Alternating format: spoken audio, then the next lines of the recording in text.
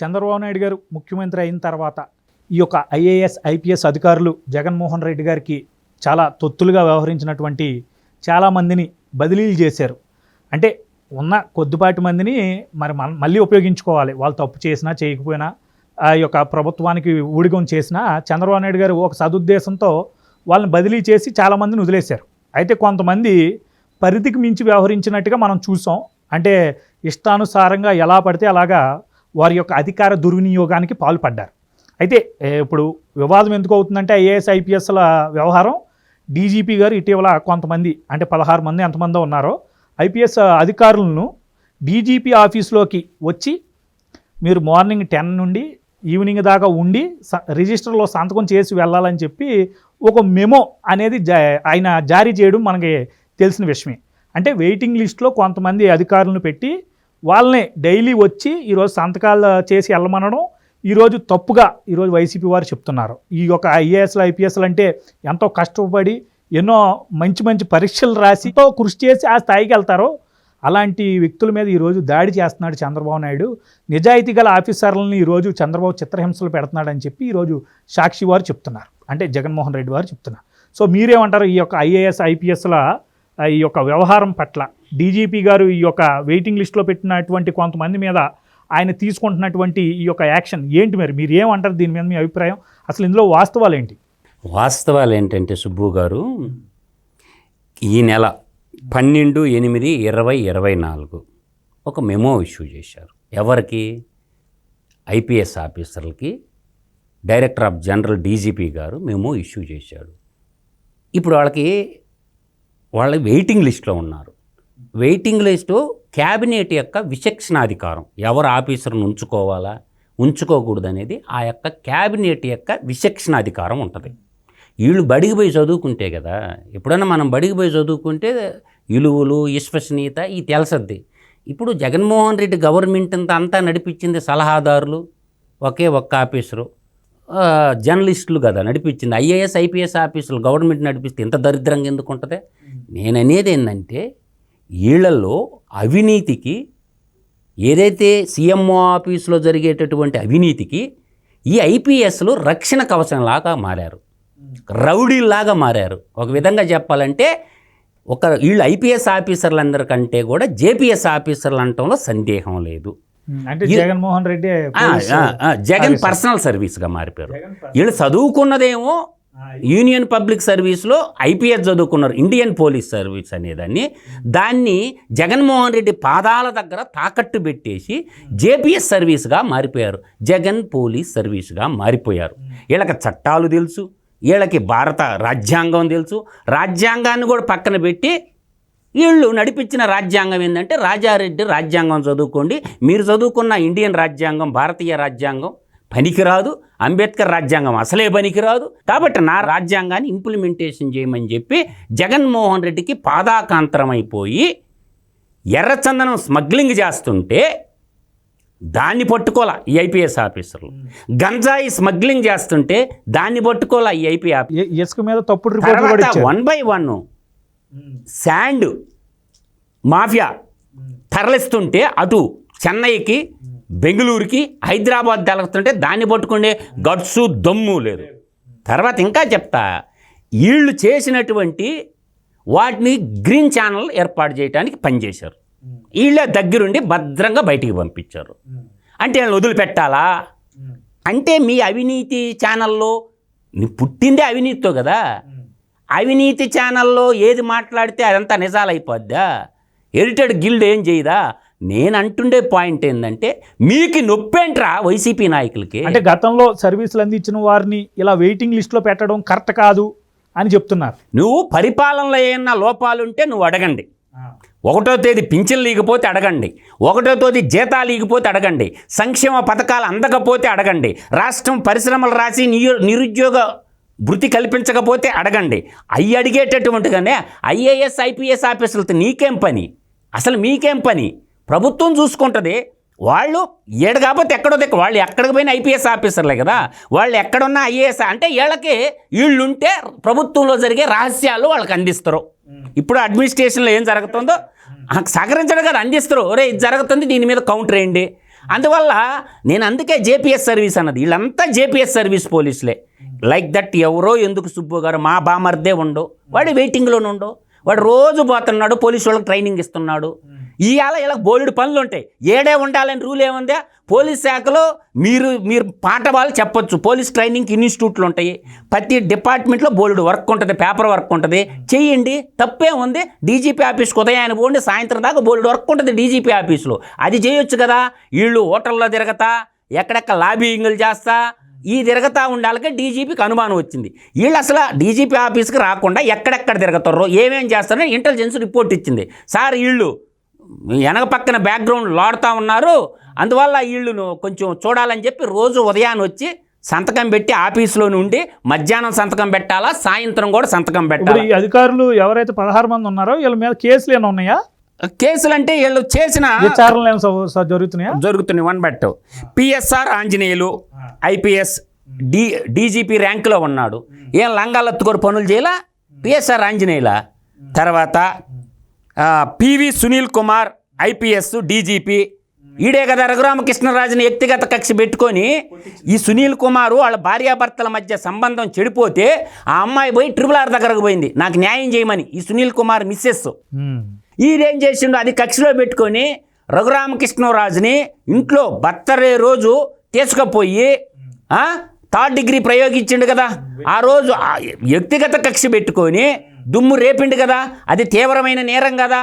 అందుకని ఇతను ఎస్సీ దళిత సామాజిక వర్గం సంబంధించినటువంటి వ్యక్తి, ఇతను ఏంటంటే కులం కార్డు ప్రయోగిస్తున్నాడు ఇప్పుడు. అందువల్ల ఈయన అందులో కన్వర్షన్ క్రిస్టియన్, ఈయన మాల సామాజిక వర్గమైన converted Christian.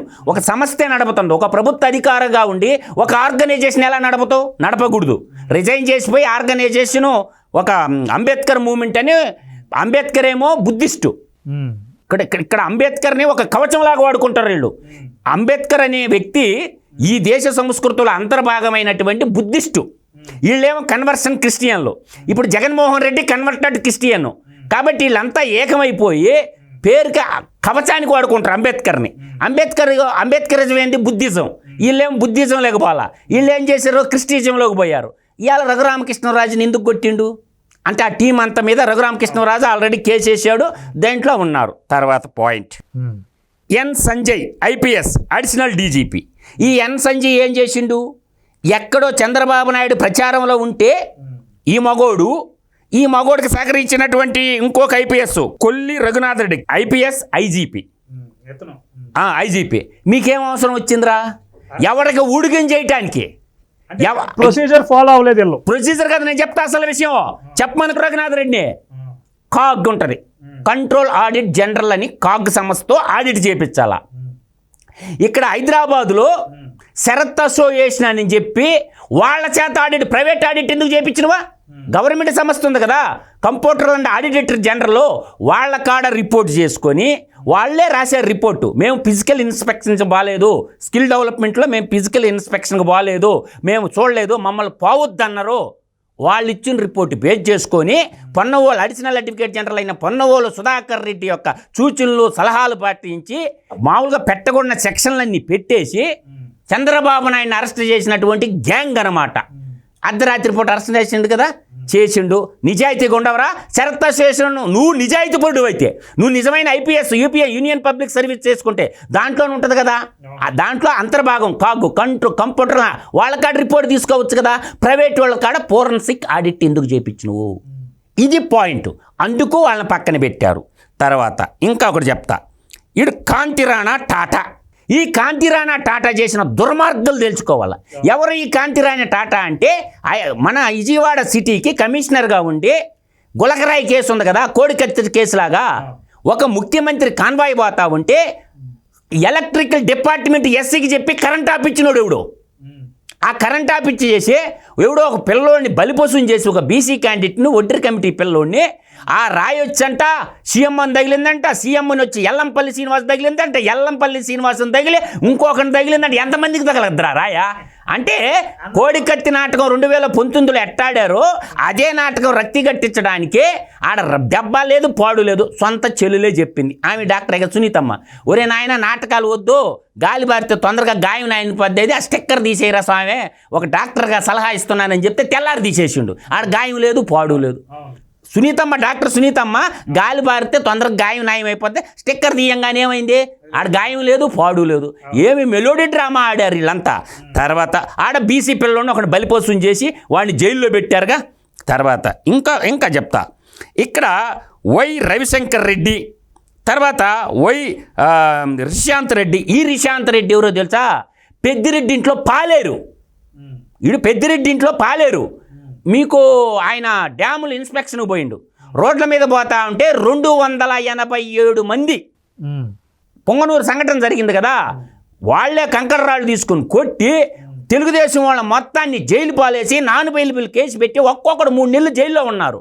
Chandrababu Naidu highway మీద పోతుంటే ఆ రోజు రాళ్ల దాడికి మొత్తానికి పాత్రధారి సూత్రధారి ఈ రిశాంత్ రెడ్డి. అంటే వీడికి పెద్దిరెడ్డికి అడిగిపోతే కంపెనీలు చాలా ఉన్నాయి కదా, మంచి ఉద్యోగం ఇస్తాడు కదా. చట్ట ప్రకారం, రూల్ ఆఫ్ లా ప్రకారం, భారత రాజ్యాంగం ప్రకారం నడుచుకోవాల్సినటువంటి ఈ పోలీసులు ఇండియన్ పోలీస్ సర్వీస్ని కాస్త జేపీఎస్ జగన్ పర్సనల్ సర్వీసులుగా చేసినటువంటి దుర్మార్గులు కదా ఇలా. అంటే వీళ్ళందరూ డబ్బుకి అలవాటు పడిపోయారు అంటారా? ఇన్కమ్ ట్యాక్స్కి ముందు కంప్లైంట్ చేయాలండి. అసలు వీళ్ళ ఆస్తులు ఎన్ని ఉన్నాయి బయట పెట్టాలా, ఎక్కడెక్కడ వాళ్ళ భార్య పిల్లల మీద ఊళ్ళు ఉద్యోగంలో జాయిన్ అయినప్పుడు ఎన్ని ఆస్తులు ఉన్నాయి. ఇన్కమ్ ట్యాక్స్కి ఇప్పుడున్న ప్రస్తుత గవర్నమెంటు, తెలుగుదేశం పార్టీ నాయకులు ఐటీ వింగ్కి కంప్లైంట్ చేయాలా. సార్ వాళ్ళు అవినీతి రొచ్చులో మురుకొని అసలు వీళ్ళకిచ్చే జీతం డబ్బులతో బతకడంలా వీళ్ళు ఐఏఎస్లు ఐపీఎస్లు కష్టపడి చదివిన మాట వాస్తవమే, కానీ వాళ్ళ ఆస్తులు ప్రకటించడం వల్ల ఈ 16 మందిని ఏ మగోడైనా సరే నేను చెప్తున్నా ఛాలెంజ్ చేస్తుండా, రే మా ఆస్తులు ఏని ప్రకటించండి మీరు మగాళ్ళు అయితే. ఇవాళ 4 సింహాలు బొమ్మ పెట్టుకొని మీ ఆస్తులు ఎంత ప్రకటించండి రా. ఒక 500 కోట్లు అలా ఉంటాయో ఏ ఊరు 500 కోట్లు, ఒక సంతకం పెడితే 100 నుంచి 1000 కోట్లు 2000 కోట్లు నొక్కేస్తారు ఐఏఎస్ ఆఫీసర్లు. ఈ ఐపీఎస్ ఆఫీసర్లు స్మగ్లింగ్కి బాటలు వేసేటట్టు వాళ్ళు కదా. నేను అంటుండా కదా, వాళ్ళు మగాళ్ళు అయితే, నిజమైన పోలీసు వాళ్ళు అయితే మా ఆస్తులు ఇవేని ప్రకటించమని పబ్లిక్గా వాళ్ళ సాక్షి పేపర్లు వేయమను, అప్పుడు వీటిని పెట్టమనండి. సిగ్గుమాలని అవినీతికి అలవాటు పడి భారతదేశ ప్రజల రక్తం పీల్చుకు తిన్నటువంటి జలగల్లాగా పీల్చుకు తిన్నటువంటి ఇళ్ళ మాట్లాడేది. రాజకీయ నాయకులు పోటీ చేస్తున్నప్పుడు ఈ యొక్క ఎలక్షన్ మేనిఫెస్టో అదే ఏంటంటారో అఫిడవిట్లో క్లియర్గా మెన్షన్ చేస్తారు కదా మా ఆస్తులు అని. వీళ్ళు ఉద్యోగాల్లో జాయిన్ అయ్యేటప్పుడు ఇలా ఆస్తులు ప్రకటించి జాయిన్ అవుతే తర్వాత ఏం వచ్చినాయి ఏమేమి వెళ్ళినా క్లియర్గా అర్థమవుతుంది కదా. నేను అది కాదు అంటుండేది. ఇక్కడ ఉన్నటువంటి వాళ్ళు తిట్టుకోవడం, బూతులు, పంచాంగాలు, చక్రాలు తిప్పడం, చేతులు తిప్పడం కాదు. నేను అంటుండా, ఇప్పుడు ఎలక్షన్ కమిషన్ ఆఫ్ ఇండియాకి అప్పుడు పెట్టిస్తున్నాడు, దాన్ని ఎవడు ఎంక్వైరీ చేయాలా? 2వ పాయింట్. తర్వాత మనకి సభాపతి ఉంటాడు, రాష్ట్ర శాసనసభలో సభాపతి ఉంటాడు, సభాపతికి కూడా ఇవ్వాల.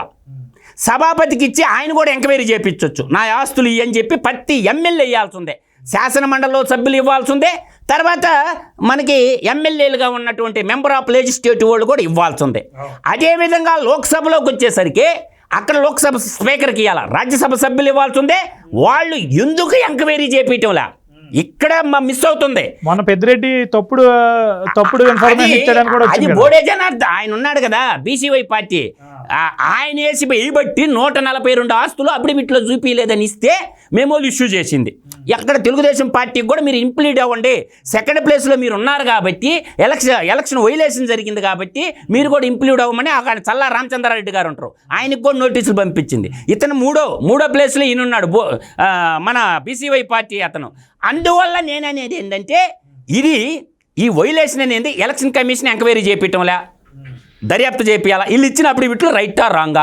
2 శాసనసభాపతి కూడా ఎంక్వైరీకి ఆదేశించవచ్చు. 3 ప్రభుత్వం కూడా చేయొచ్చు. 4 ఇన్కమ్ ట్యాక్స్ ఉంది.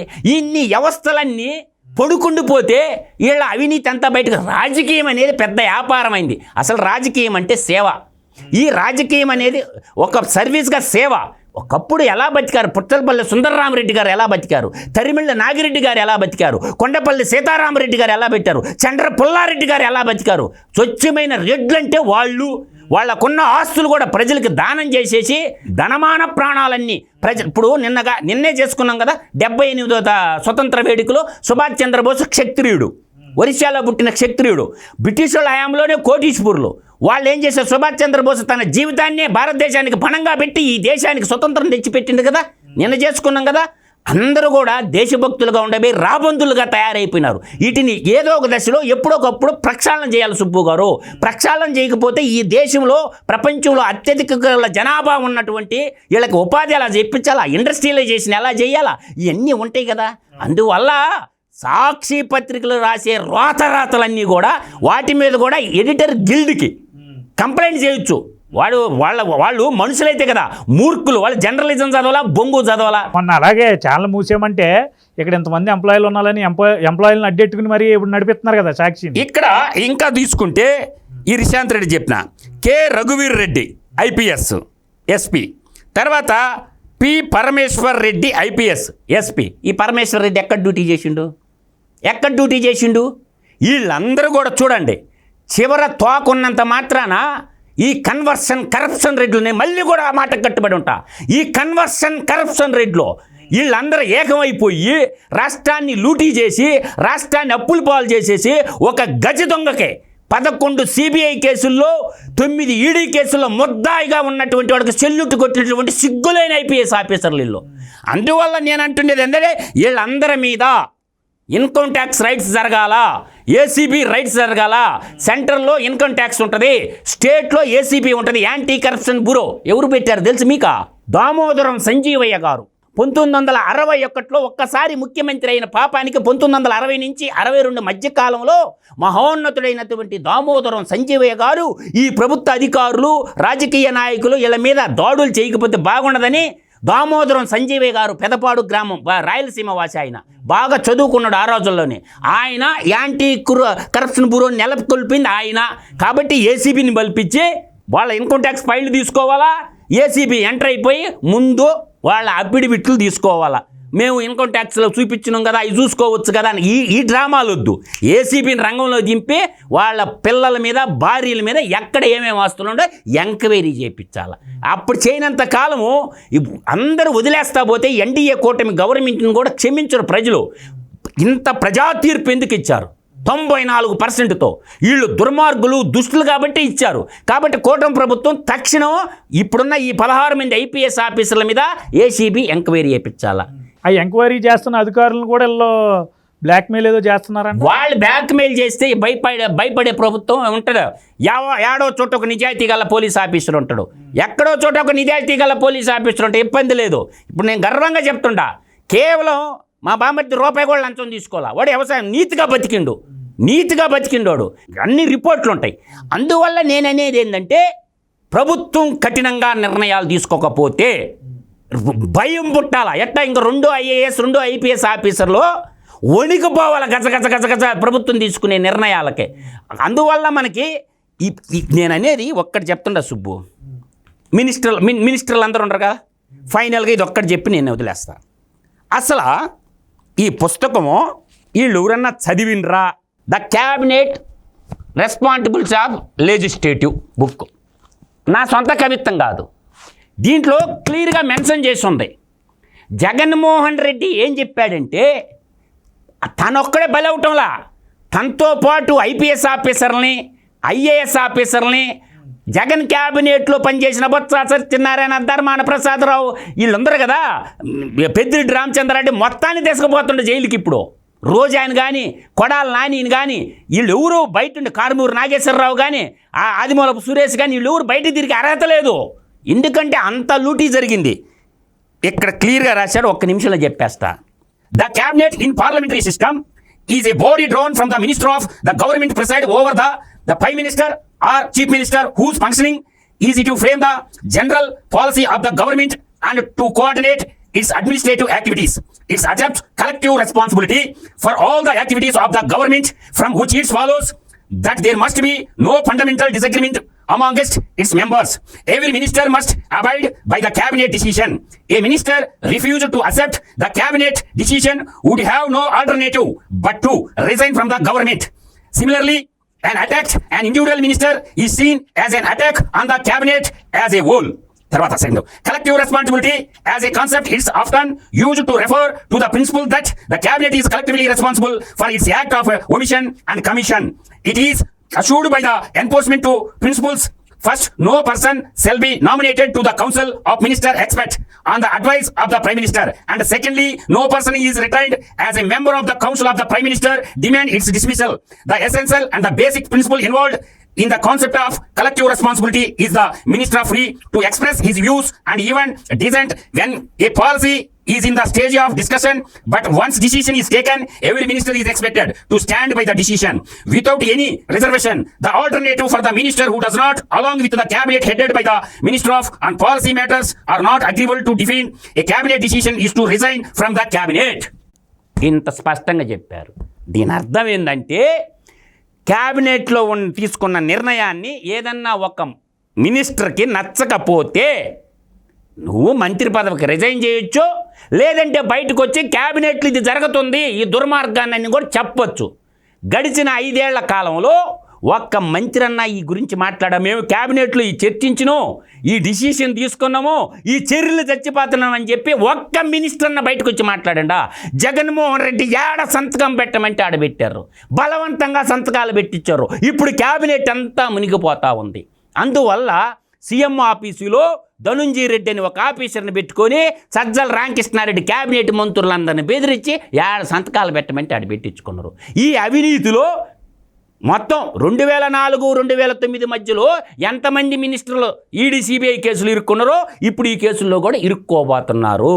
అందువల్ల ఇంత క్లారిటీగా ఉంది. అందువల్ల రాజ్యాంగమే అతి పెద్ద చట్టం, దాని కింద పిల్ల చట్టాలు ఇవన్నీ. మొట్టమొదటి చట్టం ఇండియన్ కాన్స్టిట్యూషన్ వైలేషన్ జరిగింది కాబట్టి వీళ్ళు ఎవరు తప్పించుకోలేరు.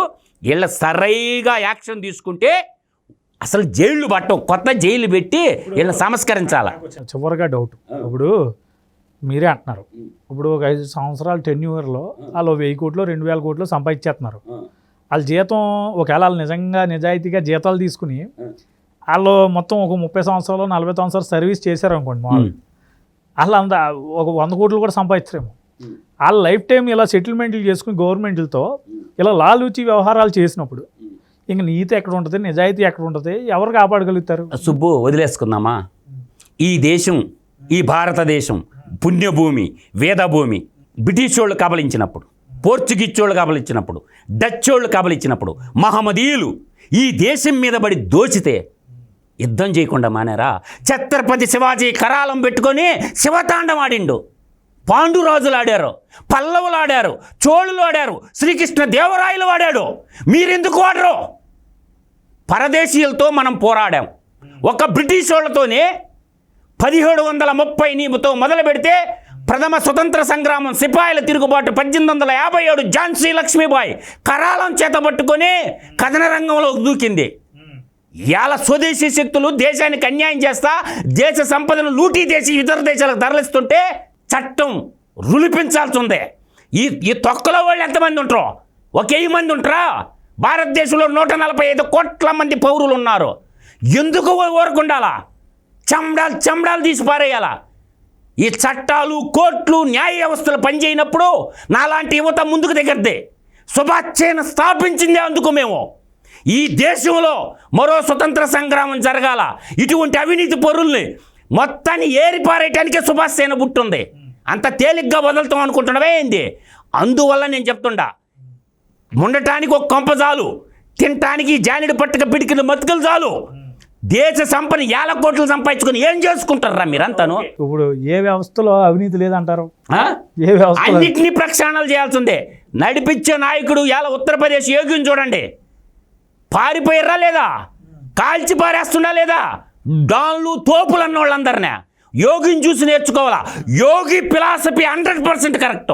వీళ్ళ కోర్టు ముందు తీసుకుపోవటం బెయిలు వాయిదా కాదు. యోగి ఈజ్ రైట్. దట్టి ఆపాలని కోరుకుంటారు ప్రజలు. స్పాట్ జడ్జిమెంట్ కావాలా. ఈ కోర్టులు, ఈ వ్యవస్థలు లేనప్పుడు రచ్చబండల దగ్గర గ్రామాల్లో పెద్ద మనుషులు క్షణాల మీద తీర్పులు ఇచ్చారు. అన్నదమ్ముల ఆస్తుల పంపకం కానీ, భార్యాభర్తల గొడవలు కానీ ఎన్ని కోర్టులుగా పనిచేసి మన ఊరు రచ్చబండ మీద ఇవాళ కోర్టు చుట్టూ తిరిగి లాయర్లకు ఫీజులు కట్టలేక ఈ దొంగనా కొడుకులేమో రోడ్ల మీద తిరుగుతుంటే సామాన్యులు కోర్టుల చుట్టూ దొరకలేక సమిధులు అయిపోతారు. 25,000 మంది జైల్లో ఉన్నారు సుబ్బు గారు, బెయిల్కి పేపర్లు పెట్టుకునే ఏసీ లాయర్లు లేక సమిధులైపోతారు బడుగు బలహీన వర్గాలు ఎంతోమందిని. వాళ్ళ ఆవేదన అవుపట్టంలా రాజకీయాన్ని అడ్డం పెట్టుకొని, పొలిటికల్ పార్టీలు అడ్డం పెట్టుకొని ఎన్ని కోట్లు కొట్టేస్తారా మీరా? అసలు భూమి మీద బతికి అర్హత ఉందా? అందువల్ల ఒక విజయ్ మాల్యా, ఒక లలిత్ మోడీ, ఒక నీరవ్ మోడీ, ఇటువంటి వాళ్ళందరూ మనం ఆంధ్రప్రదేశ్లో చూస్తే జగన్మోహన్ రెడ్డి, ఈ జగన్మోహన్ రెడ్డి చుట్టూ ఉన్నటువంటి పెద్ద మనుషులు ముసుగు తగిలించుకొని వేల కోట్ల రూపాయల రాజకీయాన్ని అడ్డం పెట్టుకొని సంపాదించుకొని పెద్ద పెద్ద హెలికాప్టర్లు కొనుక్కున్నారు, విమానాలు కొనుక్కున్నారు, తర్వాత పెద్ద పెద్ద కంపెనీలు వచ్చినాయి. యాడికెళ్ళి వచ్చినాయి? ముందా సరస్వతి సిమెంట్ ఫ్యాక్టరీయా? ఆంధ్రప్రదేశ్ రాష్ట్రంలో 1,500 ఎకరాలు కేటాయించింది సరస్వతి సిమెంట్స్కి. ఏ ప్రభుత్వం చర్య తీసుకుంటుందో నాకు చెప్పమనండి. మా పల్నాడు జిల్లాలో 1,500 ఎకరాలు సున్నప్రాయిలు ఓడుకోవటం, నాకేసుకోవటం. భారతీయ సిమెంట్కి నీళ్ళు ఎవరియా? పవర్ ఎవరిస్తారో? ఇట్లా ఒక్కటి కాదు, రెండు కాదు సుబ్బు గారు, అవినీతి వృక్షాలు పేరుకోపోయి కోకటల వేళ్లతో సహా పెద్ద మనసు చేసుకొని ఇప్పుడున్న నాయకులు పెకిలించకపోతే ఈ దేశాన్ని క్షమించదు, భరతమాత క్షమించదు, నాశనం అయిపోతారు. ఏదో విధంగా ప్రకృతి ఎవరు చట్టం చేయకపోవచ్చు, మనుషులు చేయబోవచ్చు, ప్రకృతితో పెట్టుకున్నాడు. రాజశేఖర్ రెడ్డిని తొక్కి పారేసింది ప్రకృతి. అందువల్ల న్యాచురల్ జస్టిస్ అనేది జరగద్ది. అందువల్ల యువత అడుగులు బాటి ఎందుకు పెట్టినారు? దోపిడీ జరుగుతుంది కాబట్టి చదువుకున్న డాక్టర్లు, ఎంటెక్లు, బీటెక్లు చేసి ఈ అవినీతి పరుల్ని ఏరిపాద్దామని ఆ అడవుల్లోకి పోతారు. వాళ్ళని ఈ పోలీసు వాళ్ళు చంపుతారు. పోలీసు వాళ్ళు శత్రువులు కాదు, వాళ్ళకి అవినీతి పరులు శత్రువులు. ఆడబలయ్యేది కూడా ఎవరు? బడుగు బలహీన వర్గాల ఆ గ్రేవన్స్ దళాల్లో పనిచేసేది ఎవరు? ఈ రాజకీయ నాయకుల కొడుకులు పిల్లలు కూడా ఒక్కడ పనిచేస్తుండా? పారిశ్రామికవేత్తల కొడుకులు ఎవరన్నా గ్రేవన్స్ దళాల్లో పనిచేస్తారా? అక్కడ సమీదలు అయ్యేది బడుగు బలహీన వర్గాలే. ఇవాళ భారతదేశ సైన్యంలో ఉంది. ఎవడు పనిచేస్తుండో? ఏ రాజకీయ నాయకుడు కొడుకు భారతదేశ సైన్యంలో ఒకడన్నా పనిచేస్తుండా? అక్కడ సమిధులు అయ్యేది బడుగు బలహీన వర్గాల పిల్లలే, ఎస్సీ, ఎస్టీ, బీసీ మైనారిటీ పిల్లలే. ఈ రాజకీయ నాయకులు, పారిశ్రామికవేత్తల కొడుకులు ఫస్ట్ మిలిటరీలో 5 ఏళ్ళు పనిచేస్తేనే పోటీ చేసేటటువంటి చట్టం తేవాల భారత పార్లమెంటు. అప్పుడు దాకా నువ్వు ఎమ్మెల్యేగా, ఎమ్మెల్సీగా, ఎంపీగా నిలబడే అర్హతే లేదని భారత పార్లమెంట్ ఒక చట్టంగా చేస్తే తప్ప ఒక క్రమశిక్షణ వస్తుంది, దేశభక్తి పెరగద్ది, దుర్మార్గానికి దూరంగా ఉంటారు, సన్మార్గంలో నడిచేదానికి అవకాశం ఉంటుంది. ముందు ఆ చట్టం చేయాలా. ఇప్పటి వరకు రివర్స్ ప్రొటెక్షన్ యాక్టే లేదు ఇండియాలో. ఒక్క పార్లమెంటేరియన్ నన్ను అడిగాడా? రివర్స్ ప్రొటెక్షన్ యాక్ట్ ఎక్కడ ఉంది మనకి? నదులన్నీ కలుషితం అయిపోయి తాగునీరు, సాగునీరు అంతా జలాలు కలుషితం అయిపోతే రివర్స్ ప్రొటెక్షన్ యాక్ట్ మీద వచ్చబోయాలన్న భయపడాలా. సముద్ర నదీ గర్భంలో తాగేదానికి నీళ్లు 3-4% నీళ్ళే ఉంటాయి. ఇటువంటి బోలుడు సమస్యలు ఉంటాయి. ఇవన్నీ మనం వెలికి తీయాలంటే ఏం చేయాలా? ఇప్పుడున్న నవతరం యువత ఆలోచించాలి. ఆలోచించి దేశభక్తి గుండె నిండా నింపుకొని ఈ దేశానికి మనం వారసులం, మూలవాసులం. కాబట్టి కులాల కంపుతోటి, మతాల రొచ్చుతోటి దేశాన్ని ఏం చేద్దాం అనుకుంటారు? ఈ దేశం సకల సంపదల గల దేశం. అన్నీ ఉంది, ఆలోచన ఉంది, తెలివి ఉంది, అన్నీ ఉన్నాయి సుబ్బు గారు. వీటిని సద్వినియోగం చేసుకోవాలి కదా. అది నా యొక్క ఆవేదన.